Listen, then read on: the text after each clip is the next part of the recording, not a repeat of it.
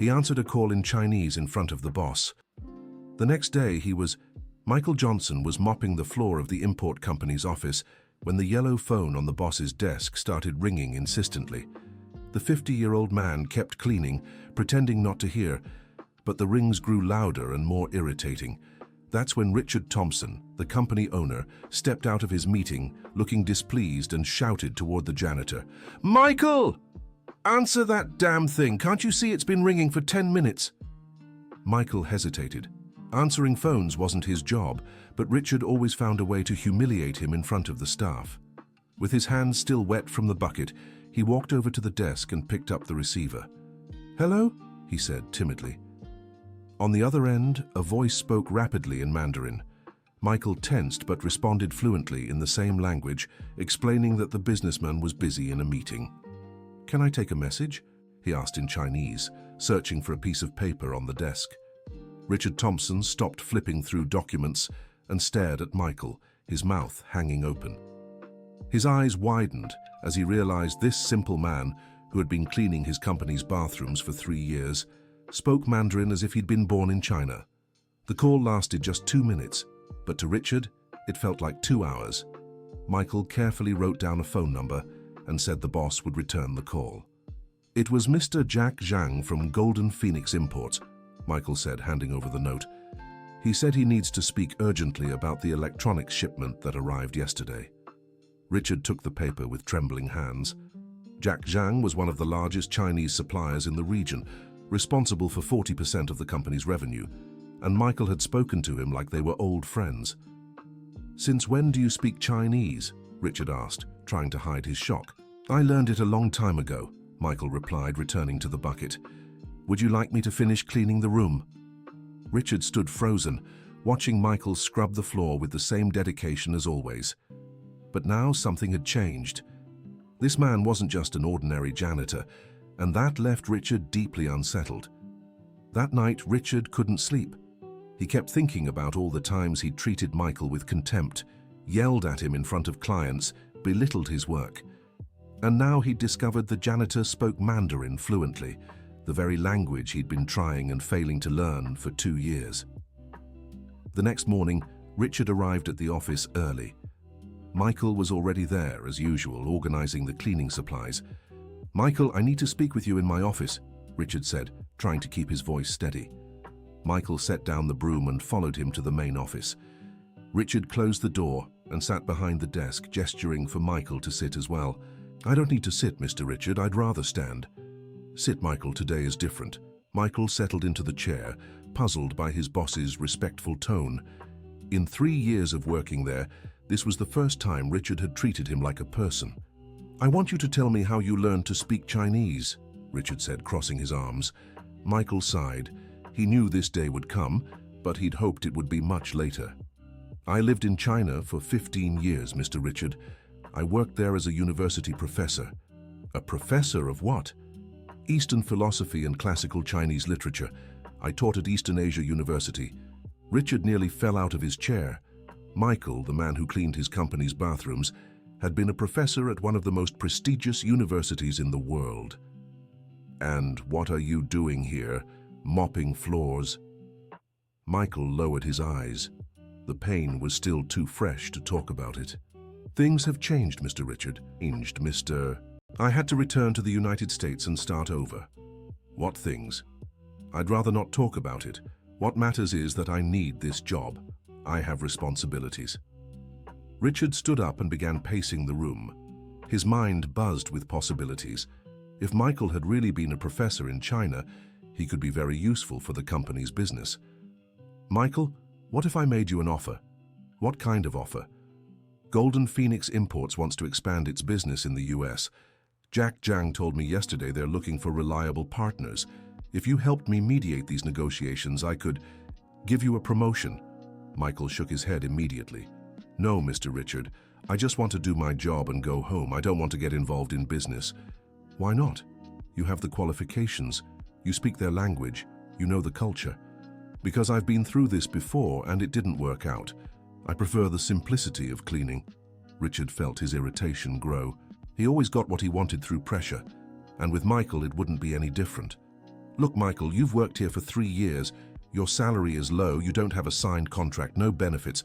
I can change all that, or I can keep things as they are. The choice is yours. Michael understood the threat perfectly. Richard was blackmailing him. Either help with the business or lose the job. I need to think, Mr. Richard. You have until tomorrow. Jack Zhang is coming to the US next week and wants an in-person meeting. If you help me, I'll give you a permanent contract and double your salary. If you refuse, well, maybe I won't need a janitor around here anymore. Michael left the room with a heavy heart. He needed that job more than Richard could imagine. His mother, Mrs. Dorothy, 72 years old, had diabetes and needed expensive medication every month. He was the one paying the rent for the small apartment where they lived together in Chinatown, New York City. But Michael had very strong reasons for not wanting to get involved with Chinese business again. Reasons Richard could never guess. Dear listener, if you're enjoying the story, don't forget to like and especially subscribe to the channel. It helps us a lot as we're just starting out. Now continuing. 15 years ago, Michael wasn't called Michael Johnson. In China, he was known as Professor Robert Lee, a respected American academic who had married Lily Chen, a doctoral student in literature. They had a daughter, Emily Lee, who grew up bilingual and brilliant like her mother. Michael had built a solid career at the university. His books on comparative philosophy between East and West were academic references. He had a comfortable life, a family he loved, and the respect of his peers. Until everything collapsed in a single week.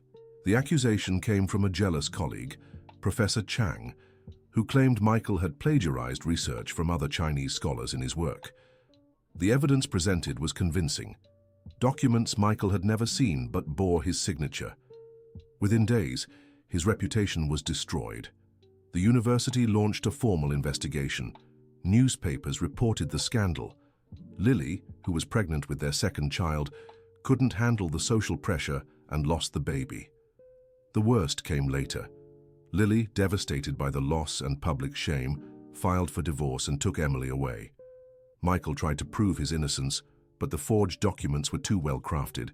With no family support and his career in ruins, he was forced to leave China. He returned to the US with nothing but the clothes on his back and a broken heart. He changed his Chinese name back to Michael Johnson, the name he'd used before moving to China, and started working whatever jobs he could find. The pain of Emily Lee's separation was so great that he avoided any contact with Chinese culture. But now Richard was forcing him to revisit that painful past. That night, Michael spoke to Mrs. Dorothy about Richard's proposal. She was sitting in the small kitchen of their apartment, sipping chamomile tea to help ease her anxiety. "Mom, the boss found out I speak Mandarin. I knew this would happen one day, son. You can't hide who you are forever. He wants me to help with business. He promised to double my salary." Mrs. Dorothy held her son's hand. She knew the pain Michael carried, the nights he cried quietly thinking of Emily Lee. "And do you want to do this?" "I don't know, Mom. I'm scared. The last time I got involved with these things..." "Michael, you were a victim of injustice. That doesn't mean you should run forever. Maybe it's time to face the past. What if they find out what happened in China? What if history repeats itself? My son, you can't live in fear. And we need the money. The medicine is getting more expensive." Michael knew his mother was right. His janitor's salary barely covered basic expenses. With the extra money, they could move to a better apartment, and Mrs. Dorothy could get the tests the doctor had recommended. But there was something he hadn't told her. In the call the day before, Jack Zhang had mentioned bringing a team of executives from the United States to the meeting. Among them, a young project manager named Emily Lee Johnson. Michael nearly fainted when he heard the name. Could it be a coincidence? How many people in the world were named Emily Lee Johnson? Maybe it was someone else, or maybe, just maybe, it was his daughter. Emily would be 28 now. If she had followed in her mother's footsteps, she could very well be working for Chinese multinational companies. But did she remember her father? Had Lily Chen told her the truth about what happened? The next morning, Michael arrived at the office with his decision made. He found Richard in the room talking on the phone with Jack Zhang. When he saw Michael, Richard quickly ended the call. "So, do you accept my offer?" "I do, Mr. Richard, but with some conditions." "What conditions?" "I want a signed contract guaranteeing my job, and I want my official title to be cultural consultant, not business intermediary. I don't want responsibility for contracts or money." Richard smiled. Michael was being smart, protecting himself legally, but Richard had other plans for him. "Perfect. Jack Zhang arrives on Monday. The meeting will be right here in the conference room. You'll translate everything and help me understand the cultural nuances of their business." "Fine, but I keep my janitor role too. I don't want the other employees knowing about my background." "Why not?" "I prefer it that way." Richard agreed, but was already scheming how to make the most of Michael. If he really had been a university professor, he must know much more than just language, negotiation strategies, psychology, economics. Richard saw a golden opportunity to expand his business. The weekend passed slowly for Michael. He tried to focus on chores, but his mind kept drifting to Monday's meeting, and especially to the possibility of seeing Emily again. Mrs. Dorothy noticed her son's anxiety and tried to reassure him. "Michael, if it really is your daughter, this could be a blessing, a chance to explain what happened." "Mom, it's been 15 years. She must have a completely different life now. Maybe she doesn't even remember me." "Son, a daughter never forgets her father, no matter how much time passes." Michael wanted to believe that, but the pain of separation was still too fresh in his memory. Lily Chen had been very clear when she said she didn't want to see him anymore, and she had probably taught Emily Lee to think the same way.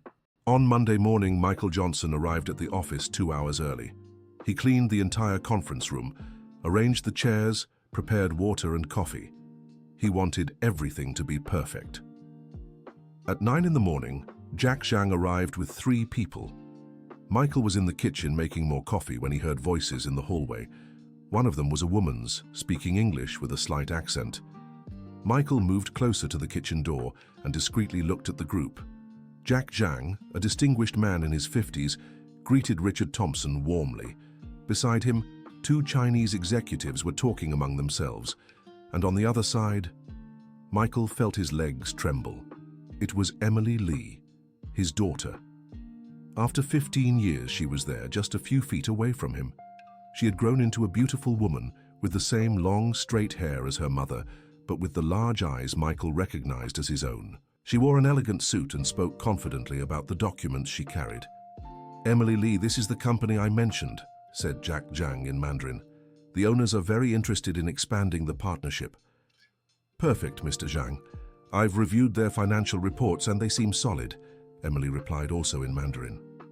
Michael hid behind the door, trying to steady his breathing. It was really his daughter. Her voice, her gestures, even the way she tilted her head when she was thinking. It was all the same as when she was a child. "Michael, where are you?" Richard called from the hallway. Michael gathered his courage and stepped out of the kitchen, carrying a tray of coffee cups. He walked to the conference room, trying to keep his composure. "Everyone, this is Michael Johnson, our cultural consultant," Richard said, gesturing toward Michael. "He lived in China for many years and will help us with communication." Michael greeted Jack Zhang and the other executives in Mandarin, avoiding direct eye contact with Emily, but when it was her turn, he couldn't escape. "Nice to meet you, Mr. Johnson," Emily said in English, extending her hand. When Michael touched his daughter's hand, a shiver ran through his whole body. She was so close yet so far away. Emily showed no sign of recognition. To her, Michael was just another American employee. "The pleasure is mine, Miss Emily Lee," he managed to say, fighting to keep his voice steady. The meeting began with Jack Zhang explaining Golden Phoenix Imports' expansion plans in the American market. Michael translated everything faithfully, but he was struggling to focus. He couldn't stop looking at Emily, who was taking notes and asking sharp questions about logistics and distribution. At one point, Emily made an observation about the potential of the New York City market that impressed Richard. "How do you know so much about New York?" Richard asked. "I was born here," Emily replied. "I lived in the United States until I was 13, then moved to China with my mother. Michael nearly dropped the water glass he was holding. Emily had been born in New York? That was impossible. She had been born in Beijing at the University Hospital. Michael had been there for the birth, but then he realized what had happened. Lily had changed her daughter's story. She had completely erased the time they had lived in China as a family. To Emily, Michael had never existed. The pain was so intense that Michael had to steady himself against the table. Jack Zhang noticed and asked if he was okay. "Just a little light-headed," Michael said. "Must be my blood pressure." "Maybe you should rest for a bit," Richard suggested, not wanting Michael to disrupt the meeting. "No, I'm fine. I can keep going." The rest of the meeting passed in a blur for Michael. He translated automatically, but his mind was lost in memories. Emily Lee at 5 years old asking him to tell Chinese stories before bedtime. Emily Lee at 8, proud because she had learned to write the characters of her own name. Emily Lee at 10, helping him prepare for his university classes. All these memories had been erased from his daughter's mind. Lily Chen had done a thorough job of destroying the past. When the meeting ended, Jack Zhang announced they would stay in New York City for a week to better understand the company's operations. Richard immediately offered Michael's services as a guide and translator. "Michael knows the city and Chinese culture very well," said Richard. "He can show you the best places to visit." Emily Lee looked at Michael with curiosity. "Did you really live in China? In which city?" "Beijing," replied Michael, feeling his heart race. "How interesting. I grew up in Beijing too. Which neighborhood did you live in?" Michael hesitated. If he told the truth, Emily might start suspecting something. "The University District," he said vaguely. "Oh, near Eastern Asia University? My mother taught there." Michael felt the world spin. Emily was talking about her own mother, unaware she was speaking to her ex-husband. "It's a very beautiful place," he managed to say. "I agree. I have many good memories from there." Richard interrupted the conversation, announcing he had reserved a Chinese restaurant for the welcome dinner. Michael tried to excuse himself, but Richard insisted he join. "Michael, you're coming with us. I need you to translate the menu and help with local customs. Dear listener, if you're enjoying the story, don't forget to like and especially subscribe to the channel. It helps us a lot as we're just starting out." Now, continuing. The restaurant Richard had chosen was in Chinatown, ironically just 2 blocks from the apartment where Michael lived with Mrs. Dorothy. It was an elegant place, decorated with red lanterns and dark wood furniture. Michael arrived wearing the best clothes he had, a light blue dress shirt and black dress pants he'd bought on sale. Even so, he felt out of place among the executives' expensive suits. Emily had changed from her work suit into a simple yet elegant dress. Michael couldn't stop admiring how she had grown into a beautiful, successful woman. He felt both pride and sadness. During dinner, Jack shared stories about the growth of business between China and the United States. Emily talked about her experience working with Latin American companies. Michael translated the more technical conversations, but mostly he watched his daughter's every gesture. At one point, Emily mentioned feeling nostalgic for the United States. "Even though I moved away very young, I've always wanted to come back," she said. "There's something about this country that draws me in." "What exactly?" asked Richard. "I can't explain it. Maybe it's the warm way people treat each other. In China, relationships are more formal. Here I feel an emotional connection that reminds me of childhood." Michael nearly cried hearing this. Emily was talking about memories of when they were a happy family without even knowing it. "And your family? Do they still live in Beijing?" Richard asked. Emily looked slightly uncomfortable. "My mother does. My father. I haven't had contact with him in many years." "Why?" "It's a complicated story. My mother told me he abandoned us when I was little. He chose his academic career over family." Michael felt a stab in his chest. Lily had fabricated a completely false version of events. He hadn't abandoned anyone. He'd been pushed out and then prevented from making contact. "It must have been hard growing up without a father," Richard commented, not noticing Michael's discomfort. "It was hard, yes. Mainly because I have some vague memories of when we were happy. But my mother always said they were childhood dreams, that I was idealizing something that never existed. Michael couldn't take hearing that anymore. He abruptly stood up from the table, excusing himself. "Pardon me, I need to use the restroom." In the restaurant restroom, Michael splashed cold water on his face, trying to regain control. He looked at himself in the mirror and saw a 50-year-old man, graying hair, hands calloused from manual labor. What would Emily Lee think if she knew that this janitor was the father she believed had abandoned her? When he returned to the table, Jack Jang was telling Emily about an American professor he had met years ago. He was a very wise man, Professor Robert Lee. He wrote books on comparative philosophy. Unfortunately, there was a scandal and he disappeared from the university. Michael froze. Jack was talking about him. "What kind of scandal?" Emily asked, intrigued. "Plagiarism accusations, but I always doubted the truth of it. Professor Lee was a man of integrity. Someone must have set him up. What happened to him? No one knows. Some say he went back to the United States. Others think he changed his name and started a new life somewhere else." Emily thought for a moment. "It's sad when good people suffer injustice. Sometimes I wonder if my father went through something similar." Michael could barely breathe. Emily was right there, so close to the truth, yet completely unaware of it. The dinner ended around 10 at night.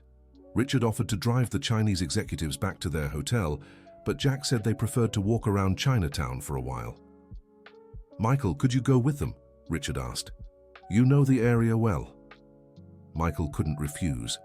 He walked alongside the group through streets decorated with oriental lanterns. Emily seemed enchanted by the atmosphere. "It's amazing how at home I feel here," she said, looking at the shop windows. "Even though it's a Japanese neighborhood, there's something that reminds me of my childhood in the United States." "Miss Emily," Michael said, gathering courage, "may I ask you a personal question?" "Of course." "Do you remember anything specific from that time? A place, a person?" Emily stopped walking and closed her eyes as if trying to access old memories. "I have a very vague memory of a man who used to tell me stories.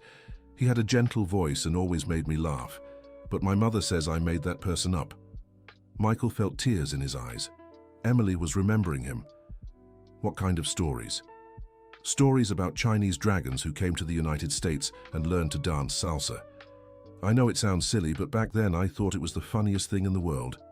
Michael had to lean against a lamppost to steady himself. Those were the exact stories he had made up for Emily when she was little. The memories hadn't been completely erased.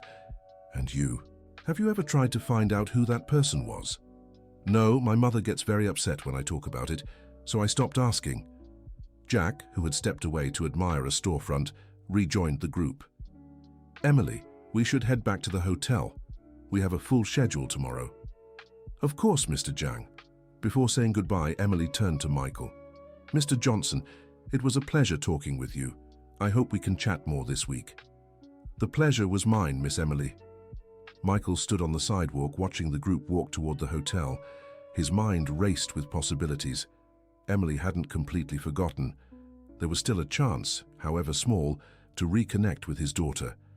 But how could he do it without destroying the world Lily Chen had built for her? How could he explain 15 years of absence? How could he prove he hadn't abandoned his family? Michael walked slowly home, lost in thought. When he reached the apartment, he found Mrs. Dorothy watching television in the living room. "How was the meeting, son?" Michael sat beside his mother and told her everything. About Emily Lee, about her fragmented memories, about the distorted version Lily Chen had created. "Mom, I don't know what to do. If I tell her the truth, I might destroy her relationship with her mother. If I don't, I'll lose my only chance to have my daughter back." Mrs. Dorothy held her son's hand tenderly. "Michael, the truth always finds a way to come out. Maybe you don't need to force anything. Let things happen naturally. But what if she leaves without ever finding out? What if this is my only chance? Son, if it's meant to be, it will be. You've waited 15 years for this moment. You can wait a few more days to see how things unfold." Michael knew his mother was right, but anxiety was eating him up inside. There were so many things he wanted to say to Emily Lee, so many explanations to give, so much love bottled up to show. On Tuesday morning, Michael arrived early at the office and got a surprise. Emily Lee was in the conference room alone, reviewing documents on her laptop. "Good morning, Mr. Johnson," she said, looking up. "Good morning, Miss Lee. You're here early." "I like to start the day by reviewing reports. It's quieter when no one else is around." Michael adjusted the chairs around the table, trying to look busy so he could stay in the room. "Mr. Johnson," Emily said suddenly, "may I ask you something?" "Of course." "Last night, I kept thinking about our conversation. You mentioned you lived near the university district in Beijing.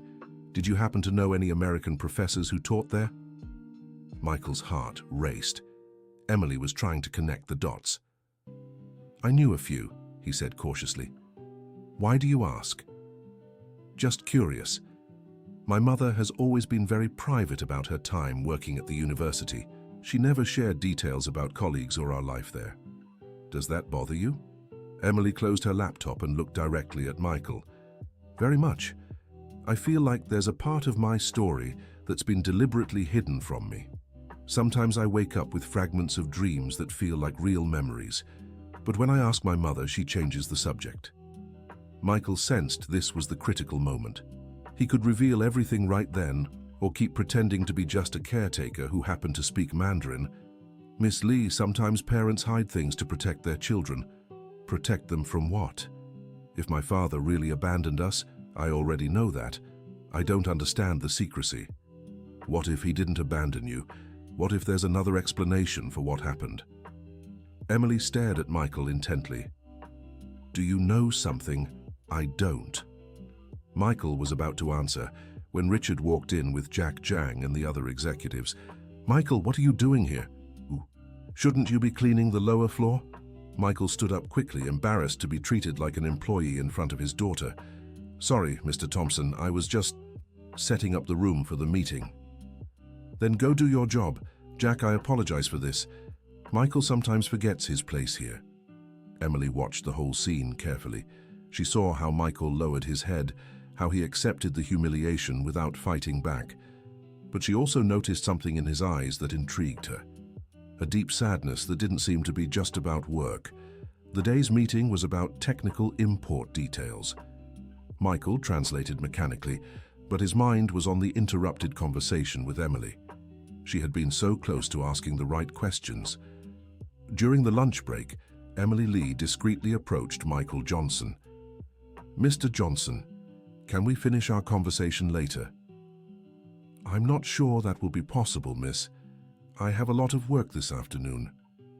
"Then how about after work? I can wait." Michael hesitated. Meeting Emily Lee outside of work would be a huge risk, but it might also be his only chance to tell the truth. "All right, I finish at 6. We can meet in the square outside the office." Emily smiled, and in that smile Michael saw the 10-year-old girl who used to wait for him to come home from university. "Perfect.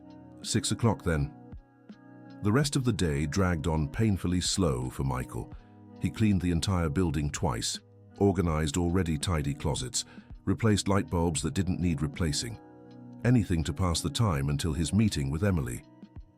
At 5:30, Michael showered in the building's locker room and put on the dress shirt he kept in his locker for special occasions. He looked in the mirror and tried to imagine how he'd explain 15 years of lies in one conversation. Emily arrived promptly at 6, wearing jeans and a casual blouse. She'd swapped her professional look for something more relaxed, making her appear younger and closer to the girl Michael remembered.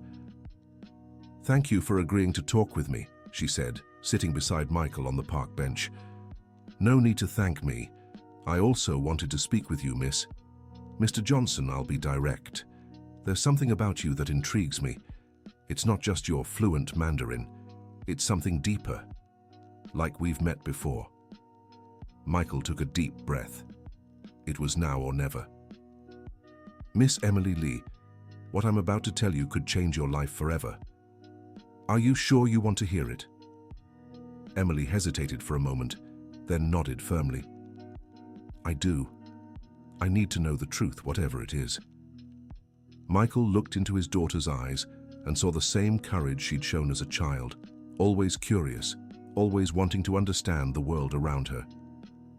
"My name isn't Michael Johnson. At least, It wasn't the name I used when I lived in China. There I was known as Professor Robert Lee. Emily's eyes widened. The professor Mr. Jiang mentioned yesterday? Yes, and there's more. I didn't live alone in Beijing. I was married to a literature professor named Lily Chen, and we had a daughter. Emily's face paled. She began to understand where this was going. A daughter who would be how old now? She'd be 28 today. Emily abruptly stood from the bench, taking a few steps before turning to face Michael. Are you saying that... I'm saying you're my daughter, Emily Lee, and that I never abandoned you. Tears streamed down Emily's face. She sat back on the bench, struggling to process the words. That's impossible. My mother told me my father left us when I was 13, that he chose his career over his family. Your mother lied. I was falsely accused of academic plagiarism. The evidence was fabricated but convincing. When the scandal broke, your mother was pregnant with your little brother. The stress was too much. She lost the baby. Emily covered her face, sobbing. It can't be true. Why would my mother make up such a story? Because she was devastated. She lost the baby, saw my career ruined, felt the social pressure. When I asked for a divorce, it was to protect both of you from the scandal, but she took it as abandonment. And after, why didn't you ever try to find us? I did. For the first 5 years I sent letters, tried calling, even hired a lawyer. But your mother had moved and cut all ties. She wanted me gone from your lives. Emily Lee raised her face, looking at Michael with eyes red from crying. The stories about dragons who danced samba, they were real. I made up a different story for you every night. Your favorite was the dragon Juju, who was afraid of water but dreamed of surfing in Miami. Emily Lee burst into tears again. That specific detail couldn't be a coincidence. She vaguely remembered that particular dragon. Why didn't you tell me this before, when you saw me at the meeting? Because I didn't know how you'd react. Because 15 years is a long time. Because you've built a life, and I didn't want to ruin everything. And now? What do you expect to happen? Michael held his daughter's hands, feeling for the first time in 15 years that there was a chance to recover his family. I don't expect anything, Emily. I just wanted you to know the truth. If you want to keep your distance, I'll understand. If you want to learn more about your story, I'll be here. Emily stayed silent for long minutes, staring at their intertwined hands. Finally, she spoke. I need time to process all this, and I need to talk to my mother. I completely understand. But I want you to know one thing. I've always felt like something was missing in my life, an important piece of the puzzle. Maybe you're that piece. Michael felt his heart warm for the first time in 15 years. Emily, no matter what you decide, I want you to know there hasn't been a single day I didn't think of you, that I didn't miss you, that I didn't regret not fighting harder to stay close. Emily stood up and, to Michael's surprise, hugged him. Dad, she whispered, testing the word she hadn't used in so long. Michael cried as he hadn't since the day he lost his family. He held his daughter tightly, feeling the emptiness of 15 years fill in those few seconds.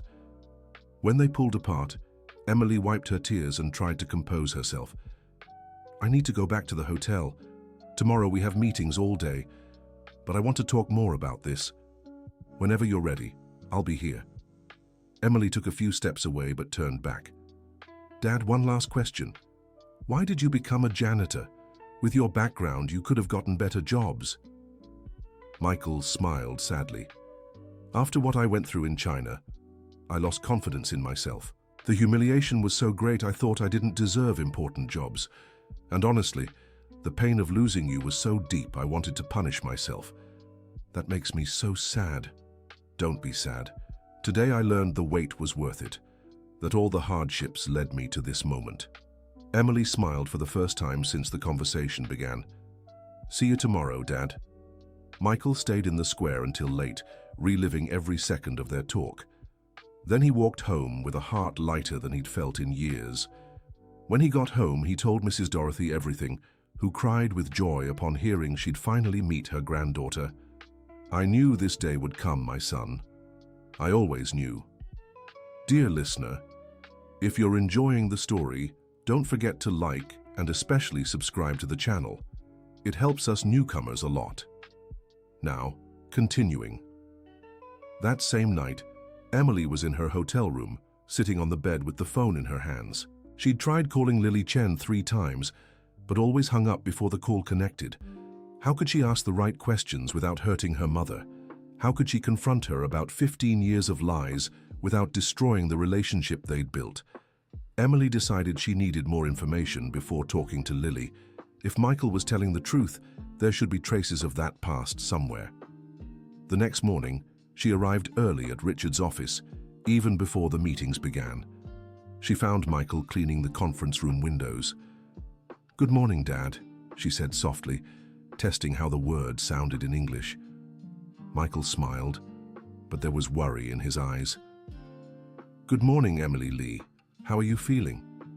"Confused, but also complete in a way. Like a part of me that was asleep has woken up." "And what about your mother? Are you going to talk to her?" "I will, but first I want to understand better what happened. Dad, you said you were accused of plagiarism. Do you have any proof the accusations were false?" Michael stopped cleaning the windows and looked at his daughter. "I didn't keep anything from that time. It was too painful. When I came back to the United States, I burned all the documents, books, photos. I wanted to forget everything." "I understand, and Professor Jack, he seems to know your story well." "Jack Zhang was my student for 2 years. He was brilliant but also very ambitious. I always thought he doubted the accusations, but back then, everyone was afraid to be associated with me." Emily thought for a moment. "Dad, I need to ask you a favor. Can I tell Mr. Zhang who you really are? Maybe he has information that could help clear things up." Michael hesitated. Revealing his identity to Jack Zhang meant exposing himself again to the academic world that had rejected him. "I don't know if that's a good idea, Emily. If the story spreads..." "Dad, you can't hide forever. And if the accusations were really false, maybe it's time to clear your name." Before Michael could answer, Richard walked into the room with Jack Zhang and the other executives. "Michael, go get coffee for everyone," Richard ordered, without even greeting him. Emily watched her father's embarrassed expression and felt anger rising inside her. How dare Richard treat a university professor like that? "Mr. Richard," Emily said firmly, "I'd like to make a special request for today." "Of course, Emily. What do you need?" "I'd like Mr. Michael to join our meetings as a consultant, not as a janitor. His academic experience in China could be very valuable for our business." Richard looked confused. "Academic experience? Michael is a janitor." "Mr. Richard," Jack Zhang said, intrigued, "let me speak with Michael for a moment." Jack approached Michael and studied him closely. There was something familiar about his face, but he couldn't place it. "Michael, may I ask what exactly your role was at the university in Beijing?" Michael glanced at Emily, who nodded encouragingly. "I was a professor of Eastern philosophy and classical Chinese literature." Jack's eyes widened. "Professor Lee, is it really you?" The change in Jack's expression was immediate, from surprise to joy, from joy to reverence. "Professor Robert Lee, after all these years." Jack bowed respectfully, leaving Richard completely bewildered. "Jack, what are you talking about?" Richard asked. "Mr. Richard, this man is no ordinary janitor. He's one of the greatest experts in Eastern philosophy I've ever known. He was my professor at university." Richard stared at Michael as if seeing a ghost. "Professor? Michael, you're a professor." "I was," Michael said, "a long time ago." Jack took Michael's hands with emotion. "Professor, I searched for you for years. When I heard what happened, I was devastated. I always believed the accusations were false." "Why did you believe that?" Emily asked. "Because I knew Professor Lee's character. He was principled, honest, dedicated to his students, and because I found out some things afterward." Michael's heart raced. "What things?" "Professor Chang, who made the accusations, was promoted to department head right after you left. And curiously, some of the papers he published in the following years contained ideas very similar to yours." Emily Lee felt a mix of anger and excitement. "Are you saying Professor Chang stole my father's work and then accused him of plagiarism to cover up his own crime. That's exactly what I'm saying, but at the time, I was just a student. I had no power to confront a senior professor. Richard finally understood the magnitude of the situation. Michael wasn't just a janitor who spoke Mandarin. He was a renowned scholar who had been the victim of a conspiracy. Professor Lee. Why didn't you tell me this before? Michael looked at Richard with sadness. Because I've suffered enough from hasty judgments. I preferred to work in silence rather than risk going through it all again. Jack Jang turned to Emily Lee. And you, Miss Emily? How did you discover Professor Lee's true identity? Emily glanced at her father, silently asking permission to tell the truth. Professor Lee is my father, she said simply. The silence that followed was deafening. Jack was speechless. Richard nearly fell off his chair, and the other Chinese executives began talking excitedly among themselves. Your father? Jack repeated. But how? It's a long story, Michael said. Emily is my daughter with Lily Chen, my ex-wife. After the scandal, we lost contact. We only just reunited. Jack was moved to tears. Professor, this is unbelievable. All these years, Miss Emily, I've heard you speak so fondly of your daughter in the United States. And now we find out she works with us. Wait a minute, Richard interrupted. If your father and daughter and Jack was his former student and everyone knows each other from China, why didn't anyone recognize each other before? Because, Emily explained, my mother changed our story. I believed my father had abandoned us, and my father changed his name when he returned to the United States. Jack shook his head, still processing the revelations. Professor Lee, I need to tell you something important. For the past 5 years, I've been gathering evidence about what Professor Chang did. I have documents proving he fabricated the accusations against you. Michael's legs felt weak. What kind of documents? Emails exchanged between Professor Chang and a computer technician, admitting they altered dates and signatures on your work, witnesses who saw Professor Chang copying your notes, even a recording of a conversation where he admits framing you. Emily held her father's arm to steady him. Why didn't you do anything with this evidence? She asked. Because I didn't know where to find Professor Lee to present it. And because Professor Chang is very powerful at the university, I'd need institutional support to confront him. Richard, who had been quietly taking it all in, finally spoke. Michael, Professor Lee, I owe you an apology for how I treated you. If I had known... Mr. Richard, Michael said with dignity, you treated me according to the job I held. I always did my cleaning work with dedication. But now everything has changed. I want to make you a formal offer. Stop being a janitor and become our Director of International Relations, with a salary 5 times higher. Emily smiled, seeing her father finally recognized, but Michael hesitated. Mr. Richard, I appreciate the offer, but before making any decision, I need to resolve my situation in China. If Jack has evidence that can clear my name, I want to use it. Jack brightened. Professor, it would be an honor to help you restore your reputation. We can arrange a hearing at the university, present all the evidence. But that would mean going back to China, Emily said, worried. What if Professor Chang tries to harm you again? Emily, Michael said, touching his daughter's face, I've spent 15 years running from my past. The time has come to face him, not for me, but for you. I want you to be proud of your father. I already am, said Emily Lee, hugging Michael Johnson. Dad, you've shown dignity and strength all these years. You worked honestly, took care of your mother, never became bitter. That's worth more than any academic title. Jack Jang watched the embrace between father and daughter with emotion. Professor, if I may, I'd like to make a suggestion. How about we organize a video conference with the university administration right here in the United States? We can present the evidence without needing to travel right away. That's a good idea, agreed Richard Thompson. I can provide all the company's resources for it.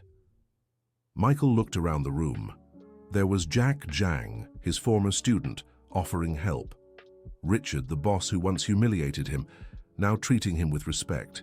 And most of all, Emily Lee, his daughter, reunited and supporting him in everything. I accept, Michael said. Let's clear my name. The rest of the morning was spent organizing the video conference. Jack called contacts at the university, explaining the situation. Richard cancelled all other meetings to dedicate the day to Michael's cause. Emily took a moment when they were alone to talk to her father. "Dad, I still haven't been able to speak with Mum about all this." "I understand. It must be very hard for you." "It is. Part of me is angry at her for lying, but another part understands she was suffering and made the decisions she thought were right at the time. Emily, your mother is a good person. What happened to us was a perfect storm of bad circumstances. Don't hold on to anger toward her." "How can you be so forgiving after everything?" "Because anger didn't bring my family back. Forgiveness just might." Emily hugged her father again, admiring his wisdom and maturity. "Dad, no matter what happens with the university, I want you to know you're not that lonely man mopping floors anymore. You have a daughter who loves you. You have a second chance." Michael felt tears in his eyes. "Emily, these last 2 days have been the best in 15 years. The video conference was scheduled for the afternoon.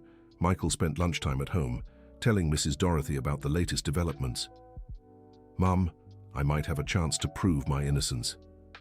"Son, I always knew you were innocent. What matters is that Emily knows now too. I'm scared, Mom. What if the evidence isn't enough?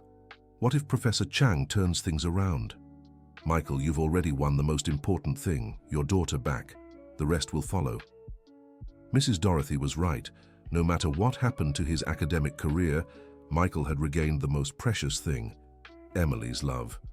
At 2 in the afternoon, Michael returned to the office wearing the only suit he owned, an old but well-kept one. Emily had bought him a new tie, saying she wanted her father to look his best while reclaiming his dignity. The conference room had been turned into an improvised studio. Richard had hired a technician to ensure the transmission would be flawless. Jack had prepared a presentation with all the evidence gathered over the years. At 3 o'clock, the connection was established. On the screen appeared 5 people: the current university dean, 2 associate deans, the head of the philosophy department, and, to Michael's surprise, Professor Chang. A chill ran down Michael's spine at the sight of the man who had ruined his life. Professor Chang looked older, with graying hair and a cautious expression. The dean opened the session in Mandarin.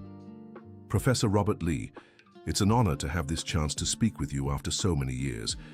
Mr. Jack Zhang has shared troubling information about the events that led to your departure from the university." Michael Johnson took a deep breath before responding, also in Mandarin. "Dean Wu, I appreciate the opportunity to clarify the facts.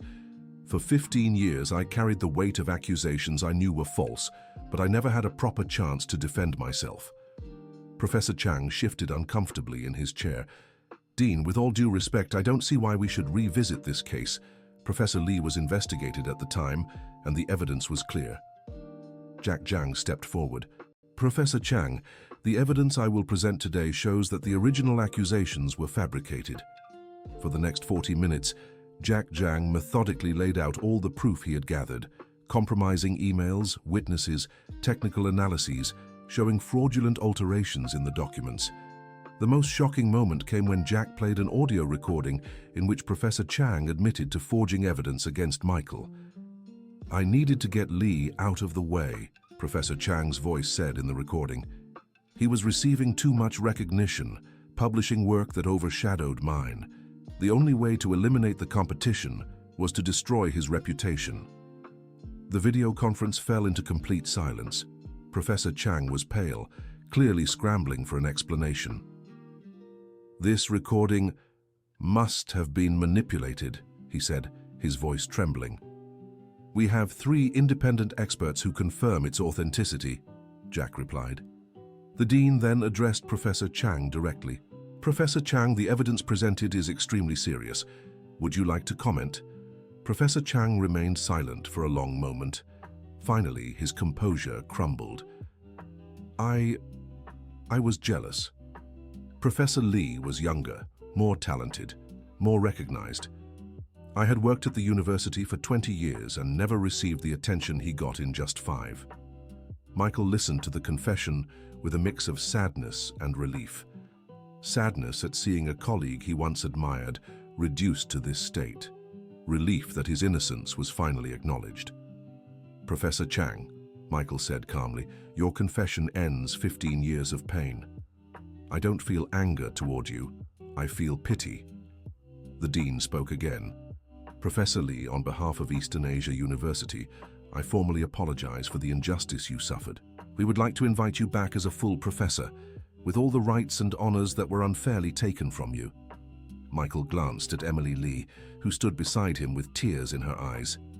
"Dean Wu, I'm deeply grateful for this acknowledgement. But my life is now in the United States. I have responsibilities here, people who depend on me." "We understand. How about an alternative proposal? You could serve as our official representative in the United States, establishing academic exchange and collaboration programs." Michael considered the offer. It would allow him to use his experience without abandoning the new life he had built. "That's an interesting proposal. I'll need to discuss it with my family before giving a final answer. Of course, we'll await your response." Before ending the call, the dean made one final announcement. "Professor Chang will be immediately suspended and face disciplinary proceedings. Professor Lee, your name will be restored in all university records. Your publications will be properly credited again."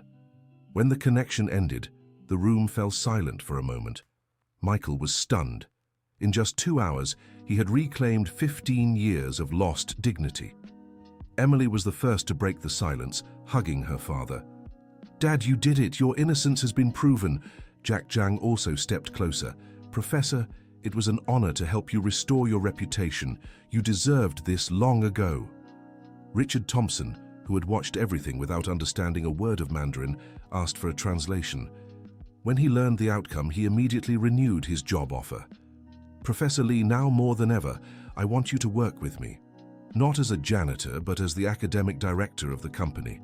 We could create a cultural exchange division."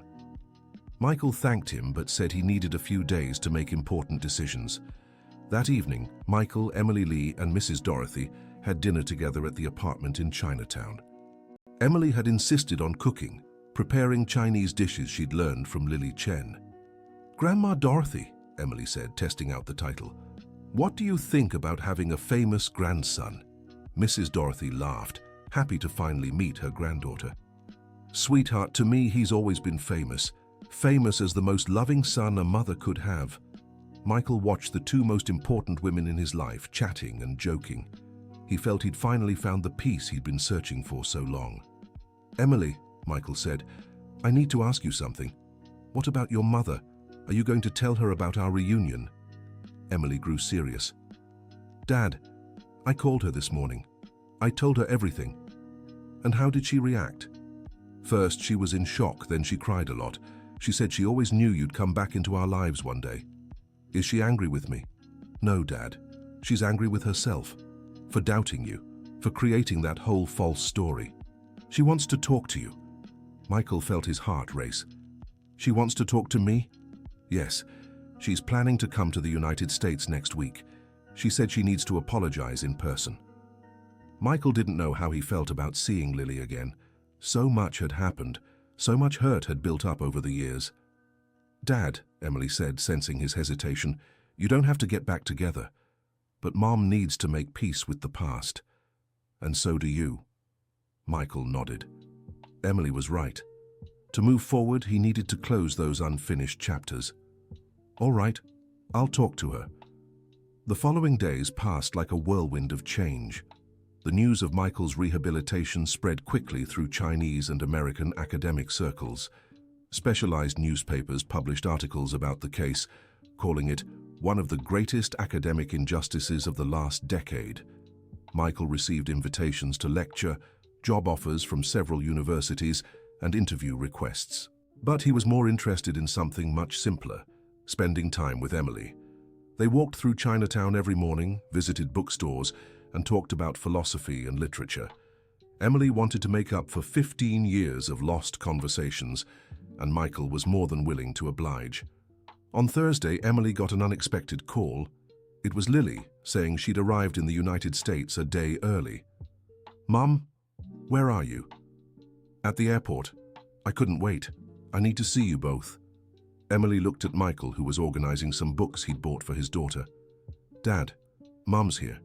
She wants to see us today." Michael closed his eyes, taking a deep breath. "Okay. Where does she want to meet?" "She suggested the same restaurant where we had dinner that first night. She said she wants a neutral place to talk." 2 hours later, Michael walked nervously toward the Chinese restaurant. He hadn't seen Lily in 15 years. How would she look? How would he feel seeing her again? When he arrived, he saw Emily sitting at a back table talking to a woman with her back to him. When the woman turned, Michael felt time stop. Lily looked more mature, with a few streaks of grey in her once jet-black hair, but she had the same elegance as always, the same dignified posture Michael remembered. When Lily saw Michael approaching, she stood up. They stood frozen before each other for long seconds, unsure how to act. It was Lily Chen who took the initiative, bowing respectfully. "Robert Lee," she said in Mandarin, "I apologize for all the pain I caused." Michael Johnson approached and gently touched her arm. "Lily, stand up. You don't need to bow to me." They sat at the table, with Emily Lee between them. The situation was awkward but not hostile. "Tianming," said Lily, using Michael's Chinese name, "Emily told me about your reinstatement at the university. I was so happy to hear your innocence was finally proven." "Thank you. And how about you? How has your life been?" "Lonely," Lily admitted honestly. "After you left, I tried to rebuild my life. I focused on my career, raised Emily the best I could. But I always felt like a part of me was broken." Emily held both parents' hands. "Mum, why did you never tell me the truth about what happened?" Lily lowered her eyes. "Because I was afraid. Afraid you'd doubt me too. When I lost the baby, I was desperate. I needed someone to blame, and you were far away, unreachable. It was easier to say you abandoned us than to admit I gave up fighting for our family." Michael felt a mix of sadness and understanding. "Lily, I get what you went through. Losing a child, watching life fall apart. It's not easy for anyone. But that doesn't excuse what I did to you, or the lies I told Emily." Emily looked at her parents with tears in her eyes. "You've both suffered too much, lost too much time. We can't change the past, but we can build a better future." Lily nodded. "Emily's right. Tianming, I'm not here to ask that we become a couple again. I know that's impossible after everything, but I'd like us to be a family again. Different, but still a family." Michael considered Lily's words. They had been happy once. Maybe they could find a new kind of happiness. "Lily, I don't think we can go back to how things were either. But I agree we can be a family, for Emily, and for what we once shared." Emily cried with emotion. "That's all I wanted. You don't have to be husband and wife, but I want you both to be my parents. Together." Lily turned to Michael. "Tianming, Emily told me you work as a janitor. I always wondered what happened to your brilliant career."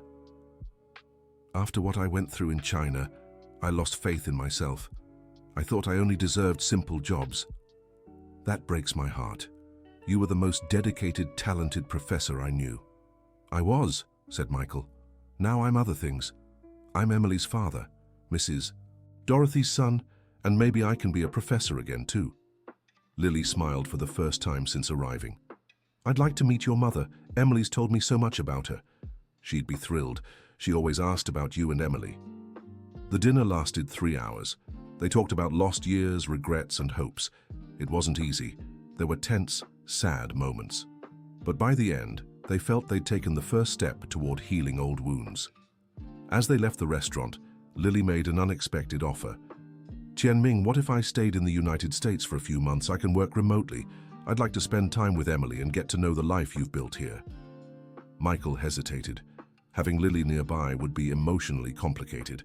"Lily, I'm not sure that's a good idea. There are still too many open wounds between us." "Dad," Emily interjected, "you both need time to reconnect. 15 years have changed you." Why not try being friends before deciding anything? Michael looked at Lily, who nodded in agreement. All right, he said, we can try being friends. The following week, Lily Chen moved into a rented apartment 2 blocks from Michael Johnson and Mrs. Dorothy's home. Emily Lee decided to extend her stay in the United States, negotiating with Jack Zhang to work remotely as well. For the first time in 15 years, Michael had a routine that included his family.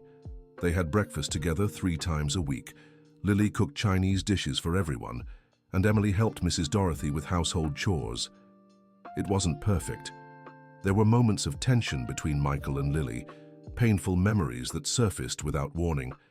But there were also moments of pure joy, like when Emily showed childhood photos to Mrs. Dorothy, or when Lily and Michael laughed over funny memories from their married days. A month after the reunion, Michael made an important decision. He accepted Eastern Asia University's offer to become their official representative in the United States, but with one condition. He would work part-time, keeping his job at Richard Thompson's company. I want to balance academia and practical life, he explained to Emily. Cleaning taught me humility. Philosophy taught me wisdom. I need both. Emily was proud of her father's decision. Dad, you've found your own path. You're not trying to go back to who you were before, nor running away from who you've become. Richard was also pleased with the arrangement. Michael would serve as a part-time academic consultant, helping the company develop cultural exchange programs with Chinese universities. Professor Lee, Richard said one day, I have to admit I've learned a lot from watching you. Your dignity during the months you worked as a janitor made me rethink how I treat all employees. Michael smiled. Mr. Thompson, every person has value, no matter their role. Cleaning work is just as important as any other. That's true. In fact, I want to make a change in the company. I'll create a scholarship program for employees who want to study, starting with the cleaning staff. This change in Richard was one of the most unexpected consequences of the whole story. The once arrogant businessman had become more humane and aware. 2 months after the family reunion, Lily made an announcement during one of their breakfasts. I've decided to stay in the United States permanently, she said. I want to be close to Emily and to all of you. Michael was surprised. Lily, are you sure? Your life is in China. My life is where my family is, and my family is here. Emily hugged her mother, moved. Mom, that's wonderful, but where will you work? Jack Zhang offered me a position at the US branch of Golden Phoenix Imports. I'll coordinate educational projects between China and the US. Michael realized Lily was genuinely interested in rebuilding her life in the United States, not just to be near her daughter, but because she had rediscovered the country she once loved. Lily, Michael said, I'm happy about your decision. Emily will be even happier having us both close by. Robert, can I ask you a personal question? Of course. Do you still feel anything for me? Beyond friendship? Michael thought before answering. It was a question he often asked himself. Lily, I feel many things for you. Affection, respect, gratitude for being Emily's mother. Maybe I still feel love too. But it's a different love than what we had before. More mature, more cautious. I understand and I feel the same. Maybe with time we can discover if this love can become something new. Emily watched her parents' conversation with hope. She didn't expect them to become the passionate couple they once were, but she saw the possibility of them building something new, based on all they had learned and endured. 3 months later, Michael received a special invitation. Eastern Asia University would organize an official ceremony to restore his reputation, with academic authorities from various countries in attendance. Dad, said Emily Lee, you need to go. It's important for closing this chapter. But I don't want to leave you. We'll go with you, said Lily Chen. I want to be there when you officially regain your dignity. The trip to China was emotionally intense for Michael. After 15 years, he was returning to the place where he had been happiest and where he had suffered the greatest pain of his life. The ceremony was beautiful. Michael received all the honors that had been taken from him. His works were republished, and he was invited to give a lecture on resilience and forgiveness in Eastern philosophy. During the talk, Michael spoke about how the years of humiliation had, paradoxically, taught him more about practical philosophy than decades of theoretical study. True knowledge, he told an audience of hundreds of scholars, doesn't come just from books. It comes from life lived with courage, humility, and dignity. After the ceremony, Professor Chang approached Michael. The man looked visibly worn, but wanted to speak. "Professor Lee," he said quietly, "I know my apologies can't undo the harm I caused, but I want you to know I deeply regret it." Michael looked at the man who had destroyed his life and felt only compassion. "Professor Chang, we all make mistakes. What matters is that we learn from them. How can you be so generous with me? Because holding on to anger is a burden that hurts the one who carries it more than the one it's directed at. I'd rather forgive and move forward." Professor Chang bowed deeply before walking away. Michael knew that man would carry the guilt for the rest of his life, and that was punishment enough. On their last night in Beijing, Michael, Lily, and Emily walked through the university campus. It was the same place where they had once been happy as a family years ago. "Dad," said Emily, "how does it feel to be back here?" "Complete," Michael replied. "Like I've come full circle. Now I can move forward without the weight of the past." Lily took Michael's hand. "Robert, thank you for forgiving me, for giving us a second chance as a family. Lily, thank you for raising such a wonderful daughter, for having the courage to come to the United States to seek reconciliation." Emily watched her parents holding hands and smiled. She didn't know if they would become a couple again, but she knew they would always be a family. Back in the United States, the Lee Johnson family, as Emily had decided to call them, settled into a happy routine. Michael divided his time between academic consulting and work at Richard's company. Lily coordinated educational projects. Emily decided to open her own international business consultancy. Mrs. Dorothy, now 73, gained a caring daughter-in-law in Lily and a loving granddaughter in Emily. Her health improved significantly with the medical care they could now afford, and most of all from the joy of seeing her son fulfilled. A year after their reunion, Michael and Lily had an important conversation while walking through Chinatown. "Robert," Lily said, "I feel we're ready for a new chapter." "What kind of chapter?" "I don't know if I want to be your wife on paper again, but I want to be your life partner, your companion in everything." Michael stopped walking and looked at Lily. "Lily, I feel the same. We're not the people we were 20 years ago. We're better now, more mature, and we've learned to value what truly matters. So, how about we live together again? Not as an attempt to reclaim the past, but to build a new future?" Michael smiled and gently kissed Lily's forehead. "It would be an honor to rebuild my life by your side." 3 months later, Michael, Lily, and Emily moved into a larger house in Chinatown. Mrs. Dorothy had her own room with an adapted bathroom. Emily set up a home office for her consulting business. Michael created a library where he could work on his academic projects. It wasn't a formal remarriage, but it was a true family reunion. They had learned that love isn't just passion, it's also companionship, forgiveness, and mutual growth. Emily became a successful entrepreneur, specializing in facilitating business between American and Chinese companies. Her two cultures, which for years had been a source of confusion about her identity, became her greatest professional strength. Michael returned to writing, but now about topics blending Eastern philosophy with practical life experiences. His new books, which spoke about dignity and simple labor and wisdom through suffering, became bestsellers in the United States and China. Lily discovered in America a version of herself she had lost in China, more spontaneous, warmer, more connected to her emotions. Her educational projects helped hundreds of young Americans study in China and young Chinese students experience America. Richard became a more conscious and humane businessman. The transformation he witnessed in Michael inspired him to treat all employees with dignity. His company became a benchmark for social responsibility. Jack remained a close family friend, visiting whenever he came to the United States. He said Michael's story had taught him the importance of fighting for justice, even when it seemed impossible. 2 years after their reunion, the Lee Johnson family received a special visit. A young Chinese student, Jack's daughter, came to study in America. Michael offered to mentor her, saying he wanted to repay all the help Jack had given him. "Dad," Emily said, watching Michael explain American philosophy to the young Chinese student, "you found your true calling." "What is it?" "Building bridges between cultures, between people, between the past and the future." Michael smiled. Emily was right.